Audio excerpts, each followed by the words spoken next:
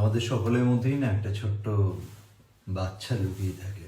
আমরা সকলেই জানি, সকলেই বুঝি, সবটাই বুঝি, কিন্তু কাউকে বুঝতে দিই না। তো কি হয় যে ওই ছোট্ট যে বাচ্চাটা আছে, ওই বাচ্চাটাকে বাঁচিয়ে রাখার জন্য আমাদেরকে মেরে ফেলতে হয় বাইরের এই কঠিন আস্তরণটাকে, সেই কঠিন চড়া চরম বাস্তবটাকে। হয় এ থাকবে, নয় থাকবে ও। ঠিক এরকমভাবেই এই বাচ্চাটাকে বাঁচিয়ে রাখার জন্য যেরকমভাবে আমরা মেরে ফেলি আমাদের এই চরম বাস্তবকে, ঠিক সেরকমভাবেই ওই চরম বাস্তবটাকে বাঁচিয়ে রাখার সময় রাখার জন্যে অনেক সময় আমরা মেরে ফেলি আমাদের এই ভিতরের নরম তুলতুলে বাচ্চাটাকে। বাচ্চাটা বেরিয়ে আসে তবুও মাঝে মাঝে মাঝে মাঝে হাঁপ ছেড়ে ধরফর করে ওঠে। কখন? যখন ওরা খুব আদরের কারোর সঙ্গে থাকি, সেটা মা হতে পারে, দিদি হতে পারে, দাদা হতে পারে, বোন হতে পারে, প্রেমিকা হতে পারে, বউ হতে পারে, সন্তান হতে পারে। সন্তানের সঙ্গে কি বাচ্চা হওয়া যায় না? সবার সাথেই হওয়া যায়। আর মুশকিলটা হচ্ছে কোথায়? সেই বাচ্চাটা তখনই সব থেকে বেশি আহত হয় যখন সেই কাছের মানুষটা, সেই আদরের মানুষটা থেকে কোনো আঘাত আসে, কোনো ধাক্কা আসে, কোনো যন্ত্রণা আসে। সেই বাচ্চাটাকে বাঁচিয়ে রাখার প্রয়াস আমরা সকলে করি মৃত্যুর আগের দিন পর্যন্ত। এবং ভালো করে দেখলে, যদি ভেবে দেখেন, তাহলে বুঝতে পারবেন যে দেখুন, ছোটবেলায় জন্মানোর পর থেকে একটা সার্টেন এজ অবধি আমাদের মধ্যে বাচ্চা পাওয়াটা কেন থাকে জানেন? কারণ আমাদের কাছে বাকি দুনিয়াতে কি আছে, কিচ্ছু ম্যাটার করে না। শুধু ম্যাটার করে আমি কি চাইছি, আমি কি পাচ্ছি, আমি কতটা ভালো আছি, আমি কতটা ভালো রাখছি, আমি কতটা খেলছি, আমি কতটা ফুর্তি করছি, কতটা আনন্দ করছি। সব কিছুর মধ্যে আমরা একটা মজা খুঁজে পাই। দুনিয়াদারি ফিকির থাকেই না। তারপরে একটা বয়স আসে যখন মনে হয় যে না, সমাজ আছে, দুনিয়া আছে, সমাজে এটা নিয়ম, দুনিয়ায় এটা নিয়ম, ভালোভাবে বেঁচে থাকার জন্য এটা নিয়ম। একটা পুরুষ হয়ে যদি জন্মাচ্ছি তাহলে তার নিয়ম হচ্ছে এগুলো, একটা মহিলা হয়ে যদি জন্মাচ্ছি তাহলে তার নিয়ম হচ্ছে এগুলো। পুরুষ হতে গেলে এগুলো করতে লাগবে, এর বাইরে কোনো কিছু করা যাবে না। মহিলা হতে গেলে এই জিনিসগুলো করতে লাগবে, এর বাইরে কোনো কিছু করা সম্ভব নয়। এই ধরা বাঁধা নিয়ম, সমাজ, তত্ত্ব, এর মাঝখানে ওই বাচ্চাটা ধামাচাপা করে দেয়, কিন্তু সারা জীবনের জন্য নয়। আবার ঠিক এরকমভাবে একটা সার্টেন টাইমের পর, একটা সার্টেন এজের পর, কারোর কাছে সেটা 50, কারোর কাছে সেটা 60, কারোর কাছে সেটা 70, কিন্তু একটা সার্টেন এজের পর আবার সেই বাচ্চাটা বুক ফুলিয়ে বেরিয়ে ওঠে।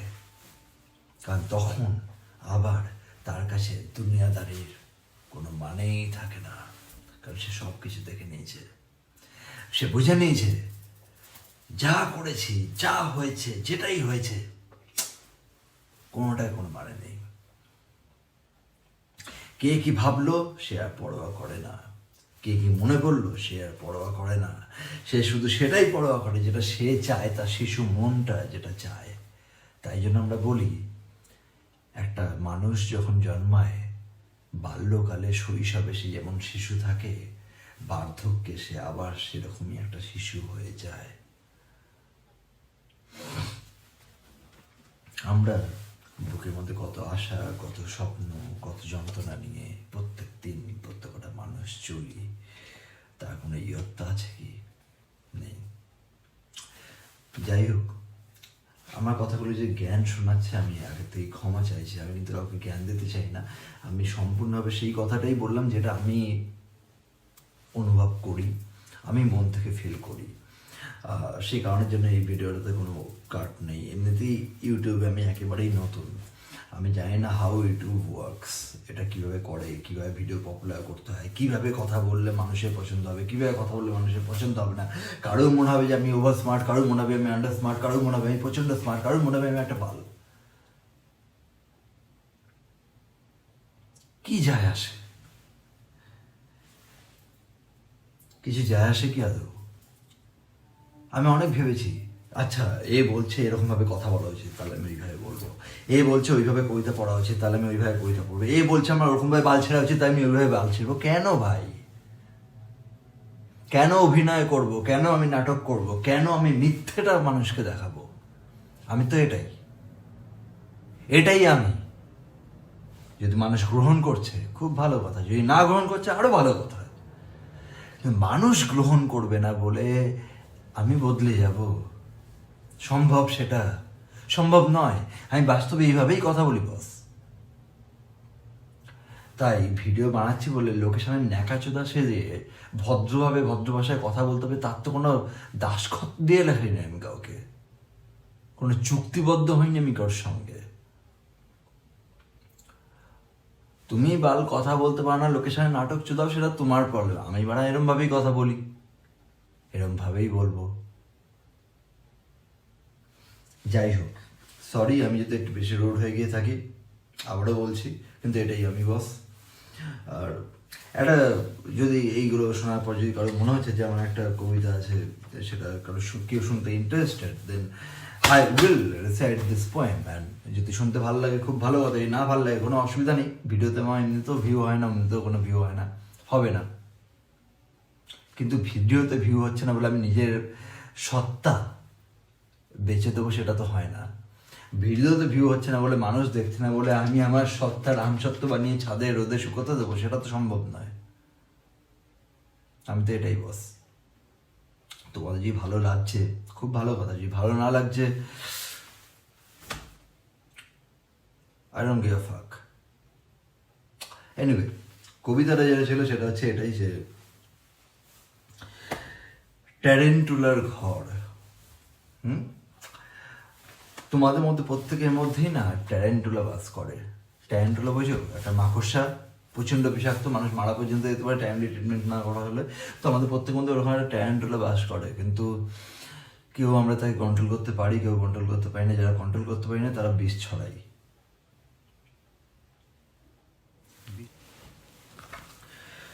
কত স্বপ্নের মায়াজাল ছিঁড়ে ঘর ভেঙেছে ট্যারেন্টুলার, কত স্বপ্নের মায়াজাল ছিঁড়ে ঘর ভেঙেছে ট্যারেন্টুলার।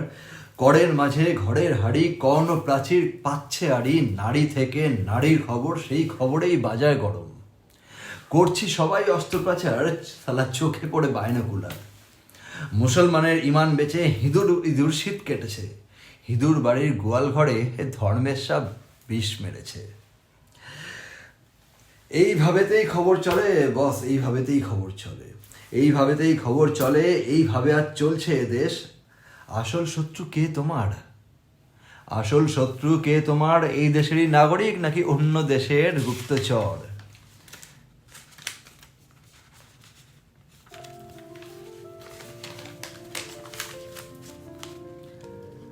নাকি রাজগদিতে কামদে ধরে বিভীষণই ভাঙছে ঘর?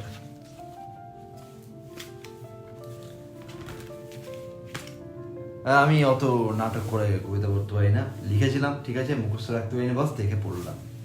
তোমাদের যদি ভালো লাগে খুব ভালো কথা, না ভালো লাগলে আই ক্যান্ট হেল্প ইট না, এটাই আমি। তারপরেও বলবো ভদ্রতার খাতিরে, যদি ভালো লাগে সাবস্ক্রাইব করো, যদি ভালো না লাগে জাস্ট মুভ অন। যদি মনে হয় কমেন্ট করার দরকার আছে কমেন্ট করো, যদি মনে হচ্ছে কমেন্ট করবার কোনো দরকার নেই, move out. Anyway, take care. যদি ইচ্ছা হয়, যদি মুড হয়, তাহলে পরের ভিডিওতে আবার দেখা হবে। যদি মনে হয় তাহলে আবার আসবো। আর যদি মনে হয় তোমাদের মধ্যে কারোর বাস্তবের মুখোমুখি হওয়ার সাহস আছে বা ক্ষমতা আছে, তাহলে এসো, কথা বলবো আমরা একসঙ্গে। যে তোমার মনে হয় যে তোমাদের মধ্যে কারোর মনে হয় যে আমার সাথে আলোচনা করতে চাও, আলোচনা আসো, আমরা সেই আলোচনা করবো। আশা করি কোনো কিছু প্রোডাক্টিভ বেরোবে সেই আলোচনার মধ্যে দিয়ে। সেই আলোচনাটাকে আমি না এখানে ভিডিও হিসেবে ছাড়বো, দেখা যাক। একদিন দুদিন এগুলো হয় না আমি জানি, আমি আমার চেষ্টাতে রয়েছি, তোমরা তোমাদের চেষ্টাতে থাকো। যদি মনে হয় আমার সাথে কথা বলে তোমাদের কোনো লাভ হবে, কথা বলো। যদি মনে হয় আমার থেকে কোনো কিছু তোমরা নিতে পারবে, আমি তোমাদেরকে এনলাইট করবার জন্য যোগ্যতা গ্রহণ করি বা যোগ্যতা আমার মধ্যে রয়েছে, তাহলে তোমরা কথা বলবে আমার সাথে। আমি হয়তো গুছিয়ে কথা বলতে পারি না ভাই, তাই ডোন্ট টেক ইট অলওয়েজ, আমি এইভাবেই কথা বলি। That's it, take care.